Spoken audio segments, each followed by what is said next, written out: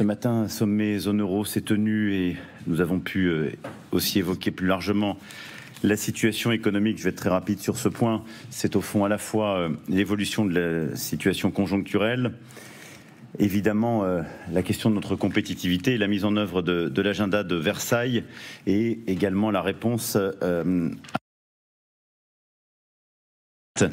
américains qui ont été évoqués avec un échange et des conclusions qui n'ont pas donné lieu à beaucoup de changements. On a pu aussi se réjouir de l'avancée de plusieurs sujets importants qui nous restent maintenant à finaliser au Parlement européen. Je pense en particulier à la réforme du marché de l'électricité. Plusieurs autres points ont été évoqués, en particulier sur la finalisation de la gouvernance économique et de nos nouvelles règles le plus rapidement possible. Nous avons également travaillé sur la préparation de la COP28 et évoqué hier soir le cadre financier pluriannuel en donnant des orientations pour que d'ici à la fin de l'année, la Commission et la Présidence puissent revenir vers nous avec une nouvelle proposition correspondant à plus de réalisme compte tenu des priorités de finances nationales aussi qu'ont évoqué les différents membres. Tous ces sujets étant évoqués, je pourrais répondre aux différentes questions qui sont les vôtres à cet égard. Évidemment, ce Conseil s'est beaucoup plus tourné sur nos grandes crises. Et il faut bien le voir qu'aujourd'hui, nous vivons dans un monde et tout particulièrement un voisinage où les crises s'additionnent et se multiplient. Nous avons évoqué ce matin la situation en Ukraine, qui nous a permis de réaffirmer de manière très claire notre soutien inébranlable à son indépendance, sa souveraineté, son intégrité territoriale, et le fait que, quel que soit le contexte, notre soutien demeure et notre stratégie reste évidemment la même, après avoir entendu hier le président Zelensky s'exprimer. Nous nous sommes également engagés à assurer la continuité de notre soutien militaire à l'Ukraine dans la durée. Ça renvoie à une partie de ce qui a été discuté sur le plan budgétaire, mais sur ce sujet, et on pourrait y revenir en décembre, nous devons surtout renforcer l'industrie européenne de défense afin d'assurer une soutenabilité de notre effort en nous adaptant aux besoins des Ukrainiens, en renforçant aussi cette stratégie industrielle européenne qui a du sens dans la durée. Je pourrais là aussi répondre aux différents points que vous souhaiteriez évoquer, mais notre discussion s'est portée sur les autres sujets relatifs à la situation en Ukraine. Mais le cœur, pour moi, du message est celui-ci.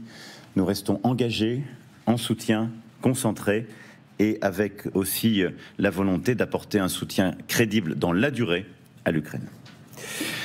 Nous sommes revenus aussi sur plusieurs situations régionales, en particulier dans les Balkans occidentaux. Nous avons en effet rappelé nos préoccupations sur la situation entre la Serbie et le Kosovo, et ce, après un rendez-vous qui s'est tenu hier avec le Premier ministre Kurti et le président Vučić, avec le chancelier Scholz, la Première ministre Meloni, le président Michel, le représentant Borrell, le représentant spécial Lacak et moi-même. Sur ce sujet, nous avons réaffirmé et nous avons obtenu des engagements des deux parties très clairs.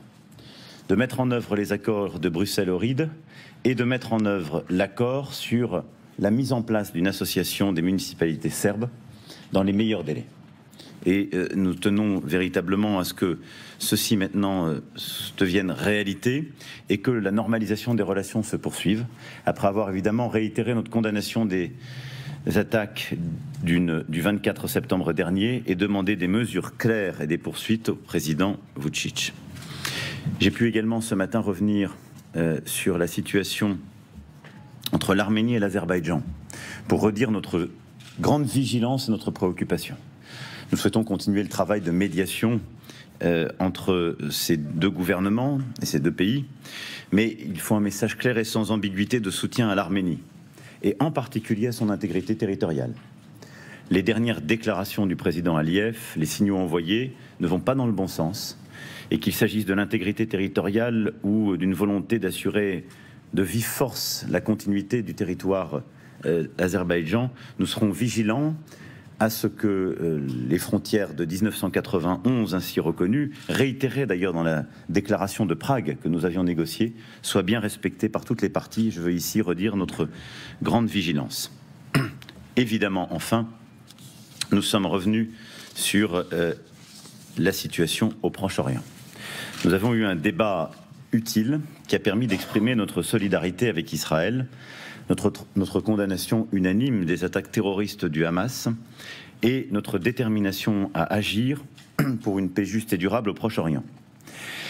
Dans ce moment d'extrême tension, au-delà de la condamnation très claire contre les actes terroristes et le Hamas, tous les États ont aussi convergé pour reconnaître le droit d'Israël de se défendre et de le faire dans les limites du droit international humanitaire.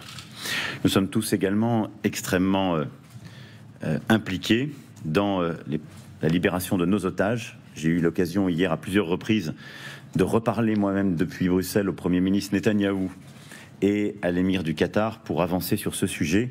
Et donc nous restons évidemment en permanence en lien avec les négociateurs en espérant pouvoir obtenir la libération de tous les otages. De la même manière, nous sommes tous en train de nous coordonner pour permettre l'évacuation de nos ressortissants et ayants droit de la bande de Gaza. J'ai eu l'occasion de le dire, la France a environ 170 ressortissants français, personnels travaillant dans nos instituts et ayant droit. Nous souhaitons les évacuer dans les meilleurs délais. C'est ce qu'on est en train d'organiser avec à la fois les autorités israéliennes, palestiniennes et l'Égypte. Et c'est ce que plusieurs autres pays européens souhaitent faire en coordination avec nous. Plus largement, nous sommes revenus sur les éléments les plus déterminants de la situation. J'ai pu rendre compte de la visite que j'avais effectuée. Et à mes yeux, notre réponse, comme je le disais, c'est ce qui bâtit un peu l'initiative de paix et de sécurité que nous avons développée lors de ce déplacement, repose autour de 3 piliers sur lesquels, avec plusieurs États membres, comme avec plusieurs non-européens, nous souhaitons continuer d'avancer. Le premier pilier, c'est la lutte contre le terrorisme. On ne peut pas dire qu'Israël a le droit de se défendre en respectant le droit international et de dire qu'en quelque sorte, nous ne serions que dans le commentaire. Nous avons d'ailleurs toujours pris nos responsabilités face aux mouvements terroristes de la région, considérant qu'ils étaient une menace pour nous-mêmes, en nous impliquant dans l'organisation, dans la coalition internationale contre Daesh et en étant des membres actifs de l'opération dite Inherent Resolve, qui justifie encore notre présence aujourd'hui en Irak et en Jordanie. Nous souhaitons que, plus largement, la région et les partenaires internationaux avancent avec nous sur ce sujet. La France est légitime pour le faire, nous qui avons perdu une trentaine de nos ressortissants dans cette attaque terroriste lancée par le Hamas. Et donc la volonté de cette initiative, c'est d'abord de dire à Israël qu'elle n'est pas seule pour lutter contre le terrorisme du Hamas. Ensuite, c'est de dire que les groupes terroristes ne peuvent être isolés les uns des autres pour avoir une action efficace. C'est aussi de dire que la bonne action face aux groupes terroristes n'est pas une opération massive mettant en danger les civils, mais bien des opérations ciblées qui reposent sur du partage d'informations, de la coopération opérationnelle entre les meilleures armées. C'est ainsi que nous souhaitons collectivement tirer les conclusions de notre expérience dans la lutte contre le terrorisme. Et j'aurai l'occasion dans les prochaines semaines de proposer à nos partenaires de nous réunir pour faire justement, pour structurer cette initiative, tirer toutes les leçons de notre coalition contre Daesh et partager une approche avec aussi toutes les puissances régionales qui le souhaitent pour lutter contre le terrorisme dans la région. Le deuxième volet, c'est l'aide humanitaire. Il est crucial en effet, comme je viens de le dire, qu'Israël agisse de manière ciblée à Gaza, c'est-à-dire en luttant contre le terrorisme et sans mettre en danger la vie des civils. À cet égard, nous défendons l'accès humanitaire et la protection de la population de Gaza. C'est ce que j'ai pu échanger avec le Premier ministre Netanyahou et le président Herzog, comme avec l'ensemble des dirigeants de la région que j'ai pu ensuite voir. Et c'est ce qui a conduit la France à décider, en coopération avec l'Égypte et la Jordanie, en accord avec Israël, d'envoyer sur zone le BPC Tonnerre et de renforcer nos moyens d'intervention depuis l'Égypte au profit des populations civiles de Gaza. La réponse humanitaire française sera donc adaptée dans les prochains jours aux conditions de la crise, autant qu'il est nécessaire. Mais d'ores et déjà, nous avons envoyé du matériel humanitaire qui est arrivé hier sur le sol égyptien. Et nous avons également donc envoyé ce BPC qui arrivera à la fin de cette semaine, tout début de semaine prochaine, au large de Gaza pour pouvoir agir. Nous allons là bâtir une coalition aussi humanitaire avec plusieurs pays européens, en particulier Chypre, qui va servir de base arrière à ce corridor humanitaire maritime. Nous avons eu une discussion en ce sens avec justement le président, avec un lien étroit avec la Grèce également, qui est prêt à envoyer, nous l'a confirmé le Premier ministre, des équipements, et tous les partenaires européens qui souhaiteront s'impliquer dans ces opérations concrète. Cette réponse également passe par une trêve humanitaire que nous défendons et qui est indispensable pour protéger les populations les plus fragiles, en même temps que pour finaliser les discussions et négociations sur nos otages. Nous veillerons donc, comme je le disais, à ce que cette action humanitaire soit pleinement coordonnée à l'égard principalement des populations de Gaza, à l'égard également des populations de Cisjordanie, avec l'initiative que nous avons souhaité prendre pour apporter un soutien économique et social inédit compte tenu justement du blocage complet des populations. Et je réitère à cet égard la demande faite aux autorités israéliennes de faire cesser la violence de certains colons contre les civils. Enfin, le troisième volet sur lequel nous souhaitons à plusieurs travailler ensemble, c'est la perspective politique. Il faut une relance décisive des négociations pour une solution à deux États. Nous faut démontrer qu'elle répond aux aspirations palestiniennes et renforce aussi la sécurité d'Israël. Il nous faut continuer d'œuvrer avec aussi nos partenaires américains et tous les partenaires de la région en ce sens. Je retiens de nos échanges au Conseil que l'ensemble des partenaires européens partagent ces priorités. Il y a des différences de perception et d'histoire sur cette question entre nous, mais nous avons réussi à converger sur un texte commun. Surtout, nous allons continuer à bâtir les réponses très concrètes autour de ces priorités. Et je crois que cette initiative pour la paix et la sécurité pour tous, et que nous avons prise, parce qu'elle allie de manière claire la lutte contre le terrorisme, le soutien humanitaire et la question politique, est une réponse complète qui répond à la fois aux demandes légitimes d'Israël, qui évite la division et l'escalade, et qui permet aussi de faire notre devoir et de suivre ce qui, je crois, doit être la ligne collective. Je ne serai pas plus long, je vais maintenant répondre à vos questions. Bonjour Monsieur le Président, Francesco Fontemaggi pour l'agence France Presse. Vous avez dit depuis le début et vous l'avez redit aujourd'hui qu'Israël avait le droit de se défendre dans le respect du droit international humanitaire. Tout simplement, estimez-vous que la riposte en cours, les frappes israéliennes à Gaza et maintenant les premières incursions terrestres dans Gaza ces tout derniers jours répondent à ces critères de respect du droit international humanitaire? Merci. Aujourd'hui, nous l'avons dit, nous reconnaissons totalement ce droit et la volonté légitime de lutter contre les terroristes. Nous sommes prêts à y apporter notre aide, mais nous considérons que le blocus complet, le bombardement indifférencié et plus encore la perspective d'une opération massive terrestre ne sont pas de nature à protéger comme il se doit les populations civiles. C'est pour cela que nous demandons vraiment que le temps soit pris pour bien préparer l'initiative ciblée contre les terroristes, d'une part, et que ce ne sont pas que des mots, nous sommes prêts à y apporter notre coopération, en faisant bien la distinction entre les groupes terroristes, les autorités politiques et la population. Mais nous pensons qu'une trêve humanitaire est aujourd'hui utile pour pouvoir protéger les populations qui sont sur le terrain, qui ont subi des bombardements. Et j'ai une pensée toute particulière, évidemment pour toutes les populations civiles, quelle que soit leur nationalité, mais également pour les agents de l'UNRWA, qui est l'agence des Nations Unies, qui a perdu plusieurs dizaines d'agents, qui sont des professeurs, des docteurs, des personnels qui sont là pour apporter du soutien aux populations, qui meurent sous les bombes. Et donc nous ne pouvons pas faire comme si rien n'existait. Ces personnes n'ont rien à voir avec le terrorisme. Rien. Et donc une trêve humanitaire nous permettrait d'organiser véritablement la protection des plus fragiles et de mieux cibler l'action utile contre les terroristes. Et je pense que c'est totalement cohérent avec la position que nous tenons depuis le début. Bonjour Monsieur le Président, Florent Tardif pour CNews Canal+. Dans le communiqué publié hier soir, l'Union européenne appelle à des pauses humanitaires, signifiant la possibilité pour Israël de poursuivre donc son offensive militaire. Vous parlez aujourd'hui, vous l'avez même répété à plusieurs reprises à l'instant, de trêve humanitaire au singulier. Est-ce que vous regrettez donc cette position? Concrètement, qu'est-ce qui va changer? Vous dites ne pas vouloir être dans le commentaire, très bien, mais quand ce corridor humanitaire sera mis en place et comment ramener la paix dans la région? D'abord, je pense qu'il faut être lucide. Nous sommes dans une situation de guerre qui va durer. Parce que la lutte contre le Hamas ne se fera pas de manière rapide. Et qu'il y a, on le voit, une montée des tensions qui se fait un peu partout. La deuxième chose, c'est que si guerre contre les groupes terroristes doit être menée, il est indispensable que la distinction soit faite dès le début, très clairement, avec les populations civiles. Sinon, le risque est celui de l'embrasement, de la confusion des esprits. Et paradoxalement, je pense que c'est aussi très contre-productif pour la sécurité d'Israël même. Si vous avez des millions de gens qui, dans la région, se mettent à considérer qu'au fond, leurs frères et leurs sœurs sont tués au nom de la lutte contre le Hamas, ils finiront par y adhérer à cette cause.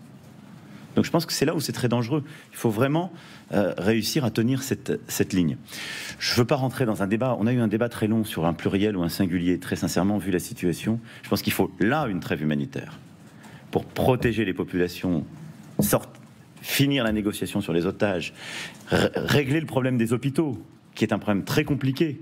Parce qu'en fait, quelle est la complexité de la situation? Pour le dire en deux mots, que ce soit clair pour tout le monde, au-delà des termes, c'est que le Hamas est une organisation terroriste qui a commis une barbarie terrible.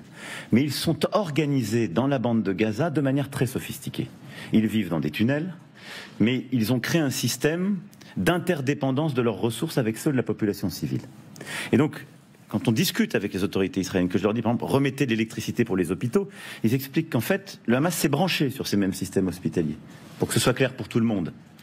Donc je comprends la difficulté qui est posée aux autorités israéliennes qui veulent mener cette intervention. Je suis très respectueux, je ne la néglige pas. Je dis c'est pour ça qu'il faut du temps, il faut pouvoir le préparer. Et donc il faut créer les conditions, soit pour créer d'autres systèmes électriques pour ces 10 hôpitaux avant de leur couper l'électricité, soit évacuer les personnes. C'est aussi pour ça qu'on fait ce travail humanitaire avec nos équipements propres et avec les Nations Unies et d'autres États. Donc c'est très important de pouvoir faire cette trêve pour bien coordonner les choses et pour pas que des gens soient des victimes totalement injustifiées de cette lutte, elle, légitime contre le terrorisme. Donc je pense que là, il faut une trêve humanitaire. Ensuite, comme c'est dur, il faudra de toute façon aménager des pauses pour avoir des moments humanitaires. Voilà. Pour la dernière question. Oh, je vais peut-être en prendre encore une ou deux. Oui. Peut-être une. Allô? Oui, Lionel Julien Arte. Une question par rapport à l'Ukraine et surtout par rapport à Viktor Orban qui est arrivé hier un peu en fanfaronnant à Bruxelles en disant qu'il était l'esprit de l'Europe, etc. Plus la poignée de main qu'il a eue avec Vladimir Poutine la semaine dernière, son discours de lundi où il compare l'Union européenne, enfin Bruxelles ou Moscou de l'Union soviétique. Est-ce que vous avez eu l'occasion de parler avec lui ou est-ce que vous avez été plusieurs à lui dire bon, il fallait peut-être s'arrêter, je ne sais pas, enfin voilà, sachant qu'on attend des choses de lui sur l'Ukraine, des gestes, etc. Et est-ce que vous avez eu aussi l'occasion de mettre en garde, entre guillemets, son collègue slovaque, Fico? Écoutez, moi d'abord, je pense que c'est le cœur même de l'esprit européen. Une remarque sur le fond, ce que tu as dit, puis je vais venir sur ces situations. Je pense que très souvent, en effet, dans les discours de Viktor Orban ou d'autres, la comparaison est faite entre Bruxelles et Moscou. J'ai déjà eu l'occasion de lui dire, je le redis ici avec beaucoup de solennité, il y a une différence fondamentale. C'est que Bruxelles n'a pas envahi la Hongrie, ni l'Union européenne. La Hongrie a décidé souverainement de rejoindre notre Europe. Elle en a beaucoup bénéficié. Et elle en bénéficie depuis qu'elle l'a rejoint. Et le peuple hongrois vit beaucoup mieux depuis qu'il a rejoint notre Europe. Mais c'est un choix souverain. Et si on se met dans les esprits à confondre ce qui est un choix souverain, qui après porte des contraintes, certes, parce qu'on a tous décidé d'une délégation de souveraineté à notre Europe. Tous. C'est facile de dire c'est l'Europe. On l'a décidé. Mais si on confond un choix souverain avec un acte de domination militaire, ce qu'ils ont eu à vivre, alors c'est la confusion des esprits, et c'est grave de faire cette confusion. Donc je veux ici la condamner à nouveau et bien le préciser. Moi, ce que j'ai dit à Viktor Orban publiquement autour de la table, je peux vous le dire. D'abord, premièrement, moi je respecte tous les chefs d'État et de gouvernement autour de la table, et ils ont cette souveraineté. Et donc, on n'a absolument pas à interdire un chef d'État et de gouvernement de voir tel ou tel autre dirigeant. Ça ne me choque pas. Ce que je demande par respect et loyauté, c'est qu'on ait une coordination en amont, qu'on ait une coordination après, et que surtout dans la situation où nous sommes vis-à-vis de la Russie, on n'utilise pas ces contacts bilatéraux pour négocier des choses pour soi qui viendraient affaiblir l'unité qui est la nôtre. Voilà. Moi, je n'ai pas de leçon de morale ou de comportement à donner à un Premier ministre, quel qu'il soit, en particulier au Premier ministre Orban. Donc je ne juge pas ce qu'il a fait. Je pense que ça peut peut-être être utile, qui sait même à un moment donné. Je dis juste, il ne faut pas que ça nous affaiblisse.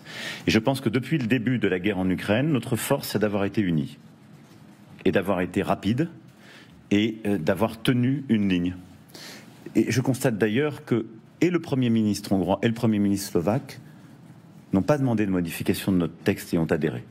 Ils ont des sensibilités qui sont différentes, qu'ils expriment, mais enfin qui n'entachent pas aujourd'hui la continuité de notre action. Et je pense qu'il faut respecter ces sensibilités pour justement tenir l'unité dans la durée. Il faut écouter leurs arguments parfois. Je ne dis pas. Moi, je considère que tous les arguments sont toujours légitimes. Donc voilà, on reste engagé, on est respectueux de ces différences, mais je pense qu'il faut pouvoir avancer. Bonjour Monsieur le Président, c'est la Bougriou pour TF1 LCI. Pour revenir sur la question du Proche-Orient, le préfet de police de Paris a annoncé qu'il interdirait la manifestation de soutien au peuple palestinien demain, prévue à Paris. Ce n'est pas le cas dans de nombreuses autres capitales européennes. Est-ce qu'à votre avis, ce genre de décision est de nature à apaiser le climat en France, d'autant que les organisateurs maintiennent leur appel à manifester et assurent qu'ils seront extrêmement vigilants sur tous les slogans? Merci. Je fais confiance au préfet compétent pour prendre ces décisions. Je veux dire deux choses. Plusieurs manifestations ont été autorisées lorsqu'elles étaient en soutien à la cause palestinienne ou pour la paix. Plusieurs d'entre elles. D'autres manifestations ont été interdites quand il y avait parfois de l'ambiguïté chez les organisateurs ou une intention plutôt d'avoir des messages en soutien du Hamas. Ces décisions sont prises au cas par cas et elles sont, je le rappelle, dans le cadre des référés, à chaque fois soumises au juge. Et donc, en l'espèce, je pense que la décision prise par le préfet se fait à la lumière de ce qu'il a pu avoir à connaître, sachant qu'il y a quelques jours, une manifestation pour la paix et la cause palestinienne s'est tenue à Paris, et d'autres avant. Et le juge aura à dire s'il considère que cette décision est proportionnée ou pas. Je ne m'exprimerai pas davantage. Je pense que simplement, on a tous besoin, je le dis avec beaucoup de gravité,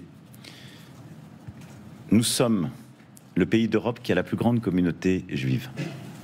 Nous sommes le pays d'Europe qui a une des plus grandes communautés arabo-musulmanes aussi. Et donc, si nous importons le conflit et si on laisse en quelque sorte les voix extrêmes, avec tous les raccourcis, porter le débat public, nous nous diviserons inutilement. Donc moi, je suis pour qu'il y ait des discussions. D'ailleurs, vous avez un rôle éminent à jouer dans ce thème et je vous remercie de le faire, pour informer, éclairer le débat, montrer qu'il est toute sa complexité. On le voit dans les commentaires qu'on peut faire ou ce qu'on essaie de bâtir utilement. Mais je pense qu'il est essentiel pour nous que nous préservions notre unité.